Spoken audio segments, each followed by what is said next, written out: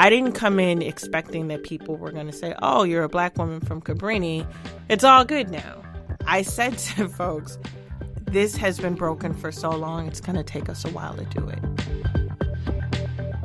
Welcome to New Thinking from the Center for Court Innovation. I'm Matt Watkins. Regular listeners will know we have an ongoing series on the power of prosecutors. And today I'm delighted that series has brought Kim Foxx to our studio. Kim Foxx is the state's attorney for Cook County, Illinois, which includes the remarkable city of Chicago. And she is the first African-American woman to lead the office. Foxx's unexpected victory at the end of 2016 helped to ignite the current movement to elect prosecutors promising to reform the system they would be taking over. A movement, it's worth pointing out, that has now racked up some notable victories. Foxx's campaign showed the potential of a message promising something other than more tough-on-crime policies. And it also showed the power of a level of organizing not normally seen in prosecutor elections. Foxx has since begun following through on her promise to turn the page on the system she inherited. And so it's great to have her here to offer an update on that work and to get her take on this larger debate we've been having about the possibly shifting role of the prosecutor. State's Attorney Foxx, thanks so much for joining me today. Thank you for having me, and thank you for acknowledging my city is remarkable. It is a pretty remarkable city. So this is maybe an odd question to start with for a state's attorney, but fortunately you're outside of your jurisdiction here. But it's a question I've asked of everyone else who's been part of this series, and that is, do you think that prosecutors have too much power? I think prosecutors have a lot of unchecked power, and with that, a lot of obscurity about what they do. No one knows what they do, and so the power seems that much more intense because there's no real way, or there has not been a real way to scrutinize it. How do we know that you're abusing your discretion? We talk a lot about prosecutorial discretion, the ability to charge, not charge, what to drop, how to divert, all of that in the power of this one office, this one institution, where there's no ability to see what you do, how you do it, or why you do it. Is there a role then for some kind of prosecutorial guidelines, possibly? Absolutely. I think, again, because we talk about prosecutor discretion, that word discretion is so heavy. I mean, it allows for there to be huge disparities within the same field. You know, as you talk about reform, it is the ability for me to do some things that I probably, the law says I, have to do one thing. I get to exercise my discretion to do another, right? My choice in what charges to bring, or conversely not to bring. Or, we had a policy around retail theft that is contrary to what the state law is, but using my discretion to do it in a way that I think is less harmful. It's a loaded concept that could be either used for, good or evil. I don't know what the balance looks like, other than to start with, I think people should show what they're doing so that we can start asking the question of should you or should you not be doing that? Should you or should you not be allowed to do that? In a sense, then, it's sort of galvanizing for the reform movement to be able to put a prosecutor in control who has this kind of discretion that you're talking about. But then it becomes jurisdictional, right? Then it depends on where you are. I'm one prosecutor out of 102 in the state of Illinois. And what you don't also want to create... But you're a large one. I mean, you're the second largest office in the country. Second largest in the country. And maybe, yes. I minimized our impact. But the bigger point for me is you can drive right across our border and things that I don't prosecute in Cook County, in neighboring DuPage County, you may pay quite the price. And so I think, again, with that disparity in discretion, justice and how justice is administered shouldn't be jurisdictional. It shouldn't be based on your zip code. I mean, the things that we're doing in bail reform in Cook County, drastically different than what some folks in downstate Illinois want, and how the prosecutor views their role in downstate Illinois may be very different than how I view my role here.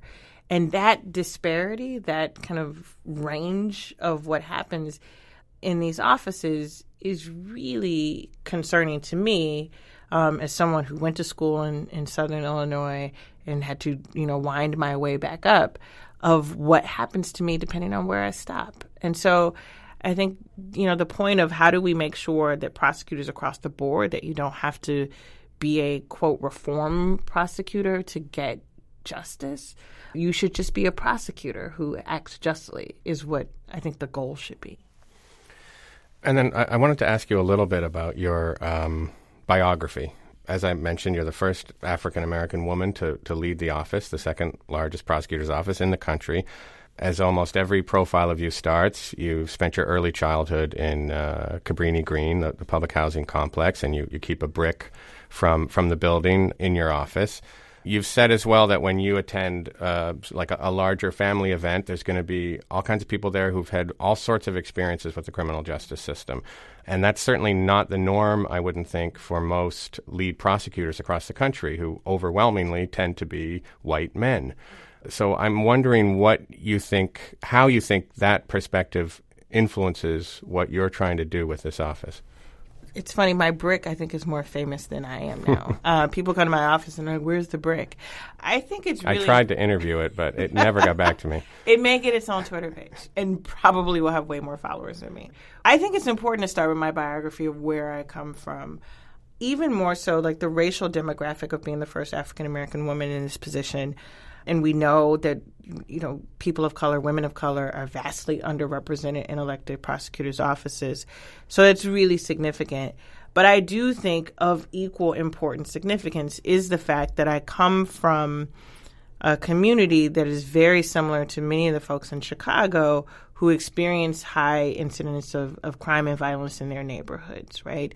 So we know that in Chicago, the crime is not just disproportionate to communities of color, just based on color, it's also income and the disparities that we see in housing, education, healthcare. And that's what my childhood showed me, is like truly we were an island unto ourselves, poverty stacked on top of each other, and the residual effects that come with that. And so I think it's really important that we have leadership that is reflective of the communities that they serve, not just based on race or gender. And it's a fact, right? I think my family dynamic of having people who have been victims of crime, I've been very open that I've been a victim of crime, perpetrators of crime, witnesses. My mother was a victim of domestic violence, but had, this person who was causing harm to her in our home. My brother and I witnessed that and the choices that my mother made in that relationship and the residual effect that it had on my brother and I allows you to recognize that there's a complexity to all of this, right? That there's a humanity to this work that I think so often in large institutions people forget about. And for me, I'm rooted in that humanity. I don't know any other way to be. There's not a space that I can go to escape the reality of the people that I serve on the holidays, because, again, my family has this mix. My brother lives in a neighborhood that's impacted by violence. I know people, like I said, who've been harmed deeply and personally. So I think that's really important when you do this work. I see so many people who go into law enforcement and prosecution with this hero complex. This, I want to save the day, right? The designation of who wears the white hats versus who wears the black hats. And that often makes my stomach churn, because it is this belief that you are coming to save someone. And even in the worst of times in the projects when I lived there, it was a community rich in love and support.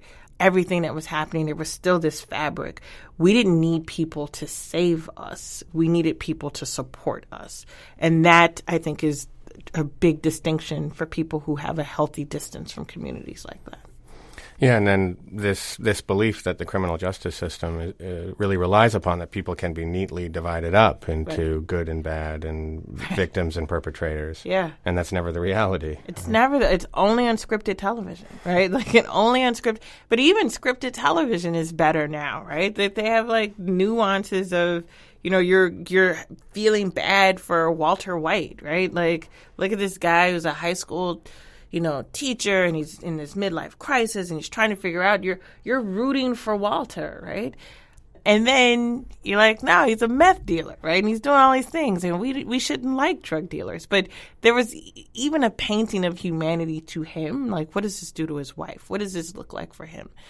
That in the justice system, we don't like to do that. Either you've done a bad thing, so you are a bad person, and you must be treated accordingly. And I think that helps us justify punitiveness, right? If you have to think more nuanced about people, then you cannot be wedded to a system that treats everybody the same. So then what can you do to get your prosecutors rooted in humanity, as it were? I mean, if we think about, mitigation, this idea of taking people's trauma and victimization and years often of really deep deprivation, taking those factors into account as part of a prosecutor's office. Is that something that you can envision happening?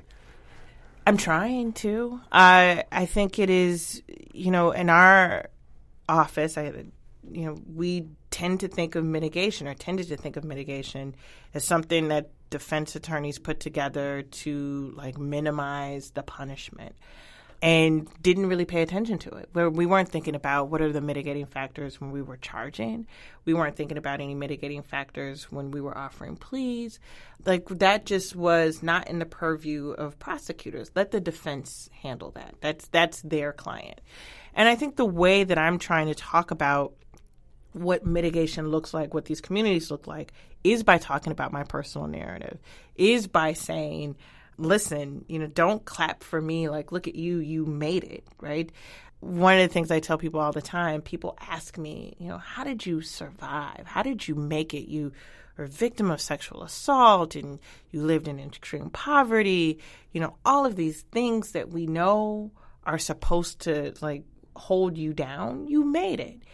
And I turn that on its head and say, well, if we know that was supposed to if that was supposed to frustrate any chance that I had of being successful, why do the people who are doing exactly what is supposed to happen to them, why do we not have any compassion for them?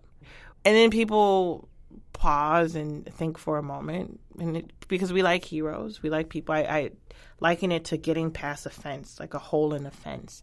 But that there's still people back there. So for me, it's trying to get our people to recognize that we shouldn't pat ourselves on the back for the one or two who escape. If we know those conditions lead to negative outcomes, we cannot hold our hands over our ears and pretend like we don't know that. And so that's what we're trying to do, is engage our attorneys with narratives, not just of mine, but people who've been impacted by the system, getting our people out of courtrooms into community to sit, to listen, and really do some self-reflection on what do we really factor when we talk about this work? Are you really factoring what's in the best interest of the community, or what you think is a punishment fit for a crime? So when you spoke, and I think it was on the night of your election, about this idea of turning the page, and I imagine it's really huge book. It's a big book. It's a big book. What do you understand that you're? Well, what were you turning the page on? My election was really about talking about the criminal justice system in a way that we hadn't talked about it before. Again, largely prosecutors' races and races in Cook County, the messaging was largely for, people who lived in neighborhoods not impacted by violence, right? The target audience were some of our suburban communities who had deep fears about violence in the city of Chicago, and wanted to make sure that violence was contained, that their communities were safe. And that's who the targeting was for. this was a race that I wanted to make sure that we were targeting people who were actually impacted by violence, actually who lived in those neighborhoods, who had people who were both perpetrators and victims in their families, in their same bodies, and saying to them, this system should be fair to you. We have 86% of the people who were in our jail in 2016 when I ran were Black and brown. And most of them had a sense that the justice system only viewed them as an instrument and not as a person. And so I ran the race talking to those communities, talking about the fact that I had more in common with the people who come through our justice system than the people who work in the office, and saying that you should expect more. And I think for me, that turning the page was that this was an office that had to be inclusive of the entire county, that we had to recognize that the disparities that existed were unacceptable, and that we had to be intentional about doing something about it. And so I think in the large book of the criminal justice system as an institution, we had marginalized people so much that they became footnotes on that page. The turning of the page was actually allowing for those people to be present and represented in this office.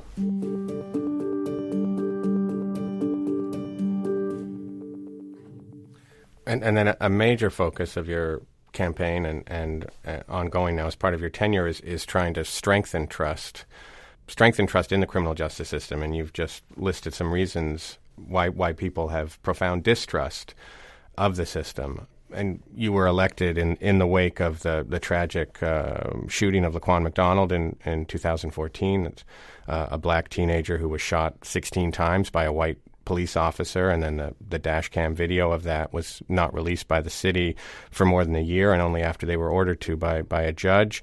And in fact, as we speak, jury selection is underway in the trial of the officer for murder.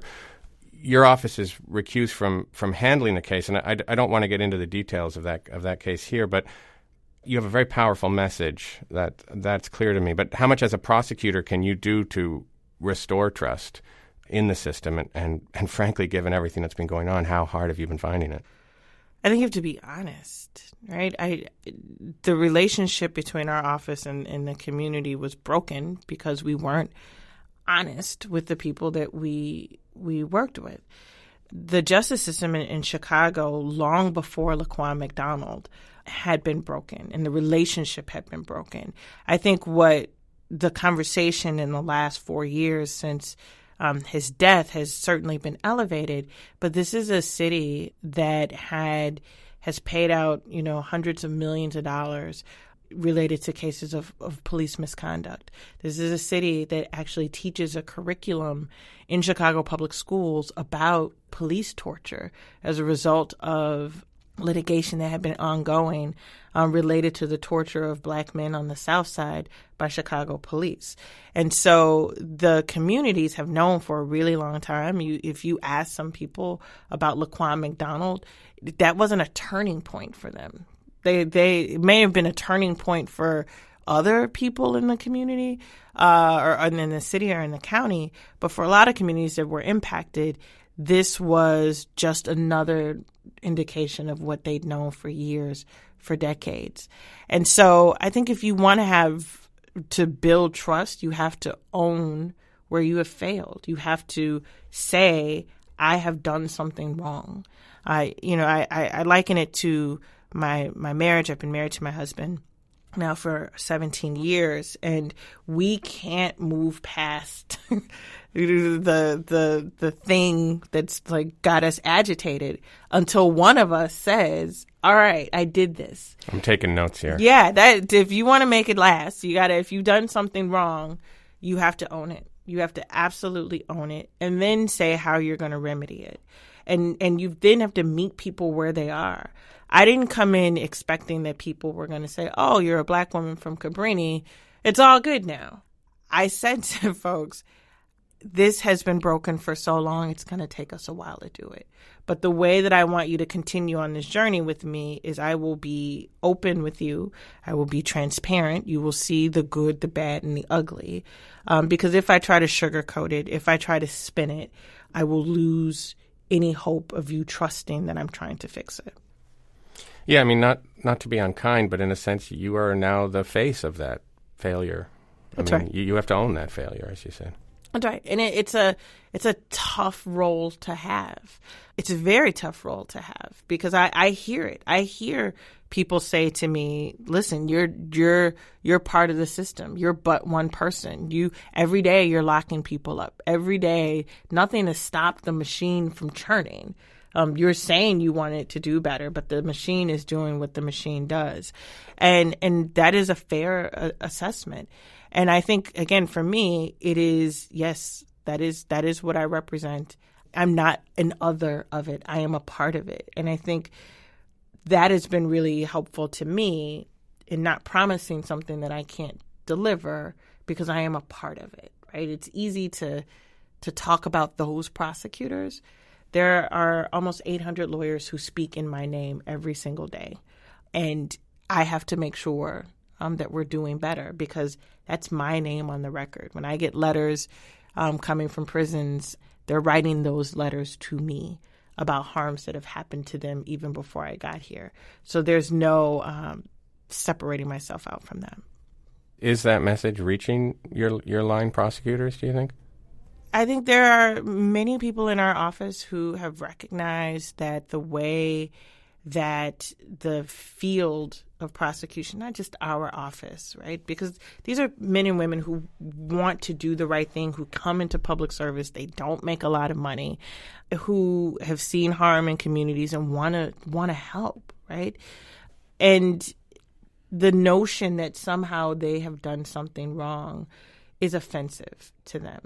And so I think even how I articulate the brokenness of it has to be thoughtful to the fact that you can have good people operating in an institution that is fundamentally flawed without meaning that the people are flawed. And so in that, we did a survey early on in my tenure to ask people, like, what were their thoughts about how we were doing things? And overwhelmingly, the response was people thought that we could do things better. What better was, no one was able to articulate, largely because there wasn't a space for that. But we see the same people cycling in and out of our justice system. We know the people who are challenged with mental health issues or drug addiction issues who keep coming back and that all of our interventions in the justice system have not worked. That doesn't make them feel good that they keep putting a Band-Aid on a gaping wound, but that's the only tools we have. So I think for many of our folks, they know that there's something more we could be doing. The question becomes, how do you do it? And then there are some who, again, white hats, black hats, who view this role, view this work as good versus evil. And, evil needs to be rooted out. And some of those folks aren't going to be convinced that this holistic approach makes sense. I've had conversations where people said, well, just don't do bad things and you don't have to worry about this. Like this personal accountability is really, really important. And we believe in personal accountability. But again, and so mitigation doesn't really ring for them. If it's like, I never chose to do that. You never chose to do that. Why should we care more about this person? And those are harder people to touch. And what ultimately may happen or ends up happening is that this may not be the prosecutor's office that you need to work for. Now, given the kind of gun-related violence that Chicago's been dealing with of late and getting so much attention in the press, this might seem like another odd question from me. But this is a series about prosecutor reform, and almost every discussion I have on the topic gets into this idea that prosecutors have to start taking a different approach to offenses involving violence and have to start thinking differently about people who commit violent offenses. The idea there is that you cannot unwind mass incarceration simply by focusing on the nonviolent drug offender, and we have to stop drawing this bright line, as we were talking earlier, between good and evil and violent and nonviolent in a sense. So you have at least 4 years to try to move that needle. Yeah. Is that something, and I know there's a danger of trying to move too quickly. Yeah. Is that something that you're trying to move? Yes. I mean, we're having those conversations now. I mean, your point is well valid. There's a risk always in moving too quickly. Even having kind of this fundamental agreement that the justice system is broken, not just by people who've been disproportionately impacted by it, but others who realize that we spend a lot of money on prison and incarceration, and it doesn't seem like we're getting a good return on that investment. That when you say, well, all right, if we do everything related to drugs or mental health, we still have this portion here. Well, they're saying, whoa. I hear you, but I still want to be safe. And I think for us, it is starting those conversations about what is dosage, right? Like we've got mitigation. Let's talk about that. What are the factors? What should we consider? We've considered all those things. Now, what is the appropriate dosage of our justice system? If someone has committed a violent offense, is it always 20 years because we feel like 20 feels right? Are we operating on a sense of retribution or rehabilitation? Are we operating on a sense of you should be punished and punishment feels like this? Or I know ultimately you're going to come back out. And if you come out without the requisite abilities to cope in community, your likelihood of going back is higher. And is the longer you're there impact how you'll be when you come out? Those are some of the questions that we're starting to ask.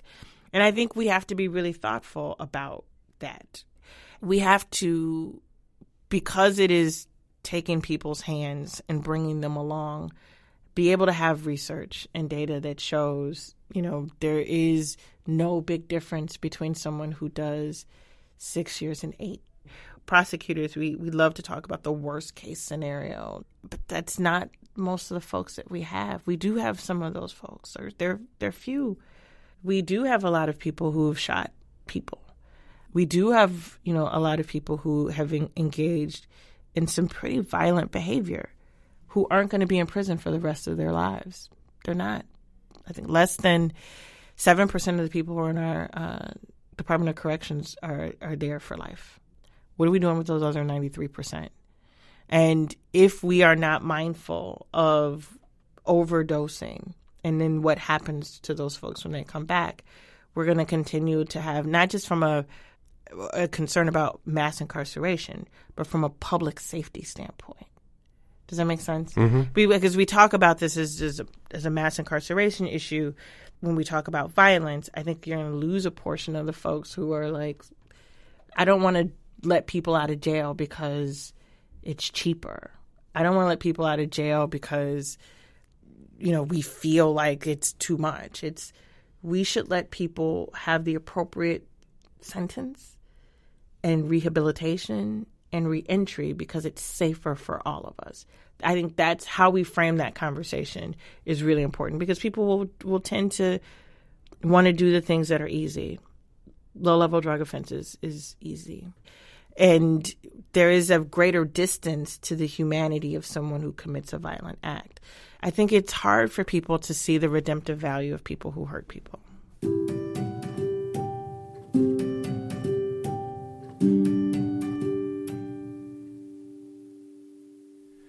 When we're talking about this rooted in humanity message, how does that work, say, when you're working with the Chicago Police Department?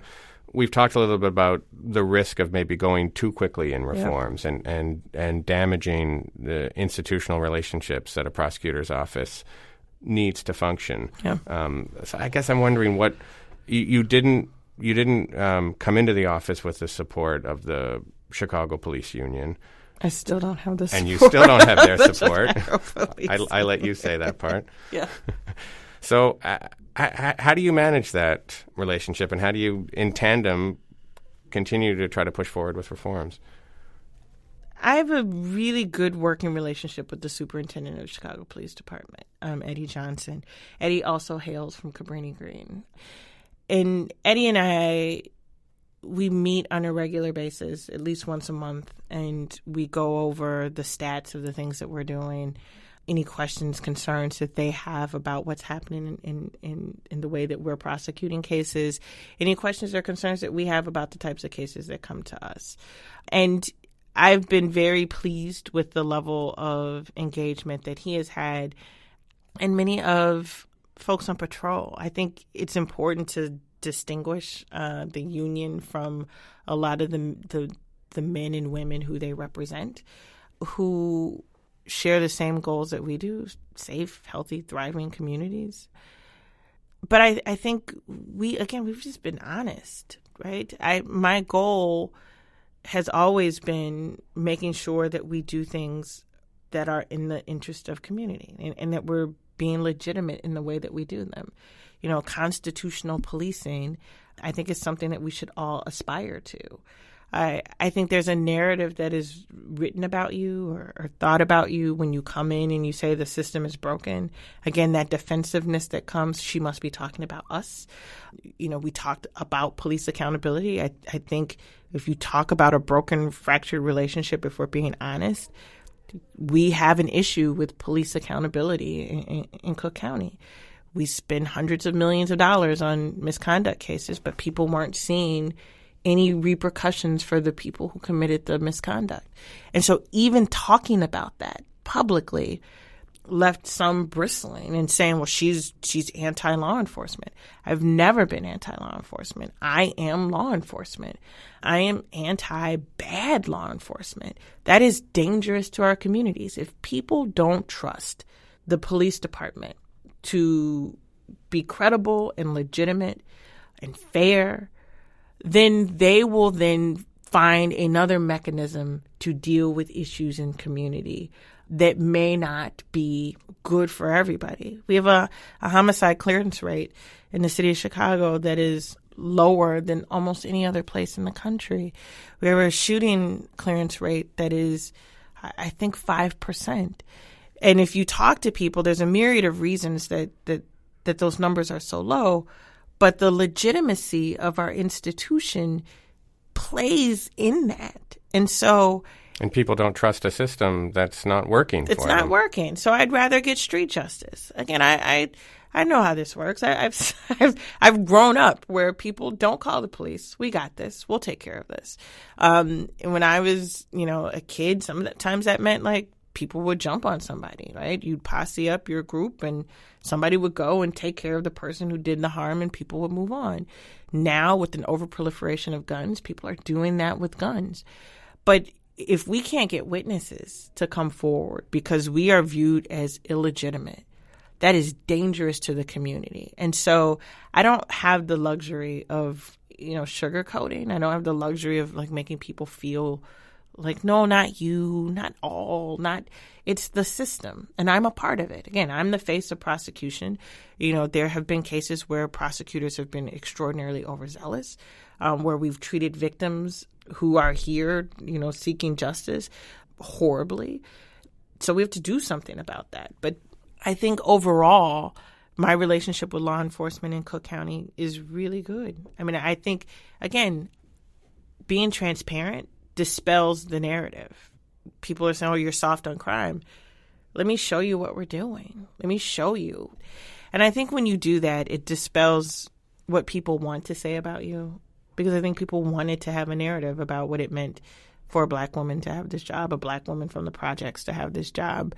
I heard she's going to let everybody Black out of jail. So I was going to ask you about that. We revamped the conviction integrity unit because it's important to the legitimacy of the work. If I moved based on people's assumptions about me, negative, stereotypical assumptions about me, we would not be able to move the needle at all. So you have a lot of relationships to manage. We've talked about the police relationship, line prosecutors, your husband.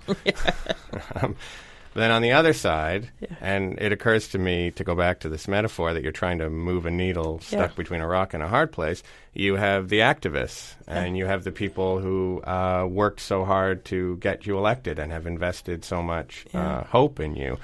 I read this great profile by the Chicagoan Steve Bogira for the Marshall Project of you, and in there, you and he talk about the fact that, you are or were the darling of the activists, and you also suggest that you don't expect that that's going to last for too long. So, do you think that? And there's been this tremendous movement for reform across the country. Does it concern you that maybe people are almost expecting too much from quote unquote reform-minded prosecutors? It's a great question. I think people have been so sorely disappointed by our justice system that they want and deserve a lot more than what they've gotten. The system has operated in a way for so long that I don't think it's unfair that people want a lot from me at all. I get it. It's an interesting place to be as a prosecutor, where people are celebrating you as a prosecutor when every day we are prosecuting. Every day, 5 days a week, 7 days a week, we talk about bond court, we are depriving people of their freedoms. And some people may agree with what we're doing or don't do, but that is our role, is to prosecute. And so there's this tension between wanting to make sure that we do it right, that we're fair, we're just, we're equitable, that we're treating people humanely, but in a paradigm that is built on an institution that was racist. But the institution is still functioning. And so for me, it is an interesting tension because I am still a prosecutor.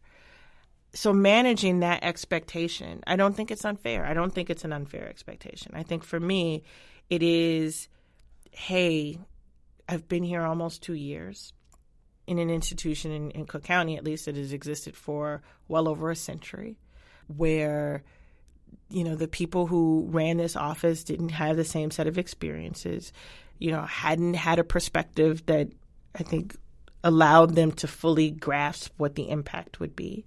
Maybe well-intentioned, but so I'm coming in and trying to manage those relationships. There are things outside of my control with police, but I try to work with them, manage my prosecutors so that we're operating on the same level, manage a gun epidemic and a violence epidemic in a city that I love, that is absolutely remarkable, but it is remarkably heartbreaking that in 2016 we had 762 people who were killed. That this year alone we have over 70 children under the age of 15 who have been shot. Like, those realities are real, and I have to juggle all of those things. And so, what my hope is that we continue to strive, that we don't lose the aspiration to have this system be fair and just and equitable and responsive. And knowing that the needle is stuck between a rock and a hard place doesn't mean that we don't try every day to bend it, to break it, to fix it. But with the harsh reality of history and time telling me that it's going to take longer than the people deserve. So I wanted to end with a kind of a big picture question, I guess similar to the big picture question I asked off the top. And that is, often in several interviews now, people have talked about this idea of having a criminal justice system that's more rooted in humanity. Bruce Western, a sociologist, was just here talking about criminal justice as social justice. Mm-hmm. And I asked him my kind of classic pushback question to elicit a good response, which was, well, what are you going to say to the skeptic who says that's just not the lane of the criminal justice system? And then I was reading Steve Bogira's profile, and somebody in there throws this idea at you about that's not the lane of the criminal justice system. Yeah. And the prosecutor. A prosecutor. Yeah. You dismissed this whole lane conceit in no uncertain terms, which has made me reluctant to ever ask the question again. But instead, I'm doing it here in this self-critical way. So can you tell me why I shouldn't even be asking that question as just a sort of pushback question at all? That we shouldn't be thinking about lanes for the criminal justice system. We shouldn't.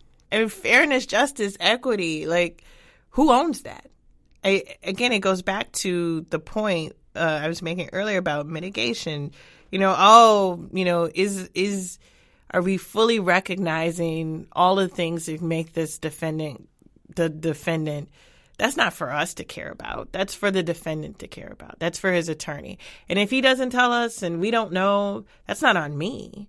That's how you allow institutions to fester and remain broken. When people say, I just got to worry about my cog here. If my cog is only, did you commit a crime?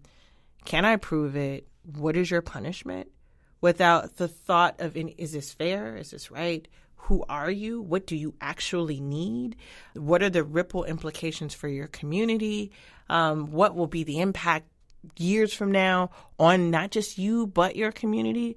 If I'm just in my cog of, I'm a prosecutor. My job is to charge you, convict you, and sentence you. We will have the system that we have. I mean, that is how we've gotten here, is this almost absolution of responsibility for the people who have that much power with little transparency, who don't have to be responsible for their policies and their actions because that's somebody else's issue. And so I think in the justice system, we acknowledge all of these big ideas that we pretend that this broken system can fix. We all acknowledge that people who have mental health issues don't belong in our jail as a response to their mental health issues. The homeless man who is exposing himself outside of Starbucks, who gets arrested for indecent exposure and is brought in our jail, and we have nothing to do for him. We just will keep churning because I can't care that he's homeless or that he's mentally ill. That's he exposed not my lane. himself. That's not my lane. He exposed himself. That is my lane. If we operate like that, this is what you get. It makes people feel good about the system that they have, is that I'm just doing the part that I'm supposed to do. And I think as prosecutors, to take it back to the beginning, we have such a tremendous responsibility with the discretion. I mean, it is such a powerful tool. I think it's irresponsible to believe that you have this narrow space to fill when every decision that I make has a long-term impact, not just on that individual, but that community. So I don't believe in lanes. Well, neither do I anymore. Kim, I want to thank you so much for making the time to come Of course. Visit us here from the remarkable city of Chicago. And we're going to keep looking on the work that you're doing there. Thank you. Thanks for the profile on the work. I know the last couple years there has been this greater conversation, and I've read John Pfaff's book too, and who started off this Prosecutor Power series. Actually, yeah, I know. That's why the inevitable John Pfaff. I'm giving John his just due. And not that I agree with everything that John says, but I think it is an important conversation that he has started. I think the level of scrutiny that these races are having, I will say, when I ran in 2015, the Chicago Tribune, who is the more conservative paper in the city, gave me their endorsement. They did their editorial, and I had been talking about mitigation and talking about kind of the wholeness of the people that we serve.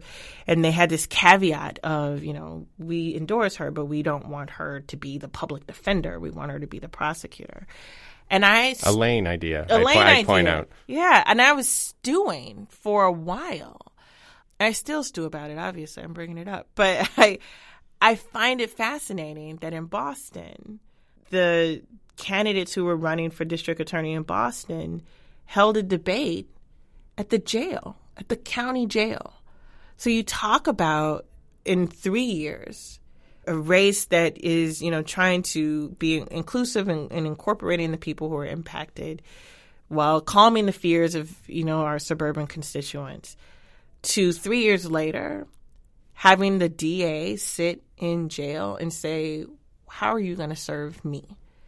Is really incredible. And I think that shift has been because of the work of John and others and activists who say that this is the expectation we should have. So it's been, for me, work like this, having these conversations. The other people who are working on this issue a really fascinating thing to watch, because it is not just let's get the next new hottest person into this work. It's the constituency who says, you need to come talk to me. Right. And then responding with victory is really remarkable. So I really appreciate the work that's being done on that. No, it's the feeling that the ground had really shifted that was the impetus for starting this series, I don't know, 6-8 months ago. So, I mean, to have you now here as our fourth guest in this very intermittent series is really meaningful. Yeah, thank you. So I thank you again. I've been speaking with Kim Foxx. She is the state's attorney for Cook County, Illinois. For more information on this episode, including some pictures, I hope, and some reading suggestions like that Steve Bogira profile I've been referencing, you can find those at our website, courtinnovation.org/newthinking. And be sure to check out the previous episodes in our Prosecutor Power series. Technical support today provided by the superlative Bill Harkins, and our theme music is by Michael Aaron at quivernyc.com. Special thanks as well today to Shireen Crawford, Julius Lang, John Butler, and Samiha Miha. And as we continue to try to be the nonprofit podcast that hits above its weight, please help us by leaving a rating or review and by spreading the word to anyone you think might be a fan of the show. You have been listening to New Thinking from the Center for Court Innovation. I'm Matt Watkins. Thanks for listening.